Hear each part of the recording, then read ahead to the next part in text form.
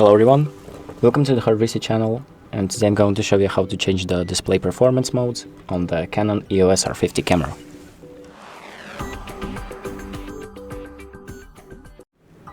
So the first thing that we're going to do is click on the menu button, and we're going to use 4 of these buttons to navigate through the menu. And we're going to select the camera section and subsection number 3. And we're going to find the display performance option and click set to select it. And here you have 2 options that you can select from. So power saving or smooth.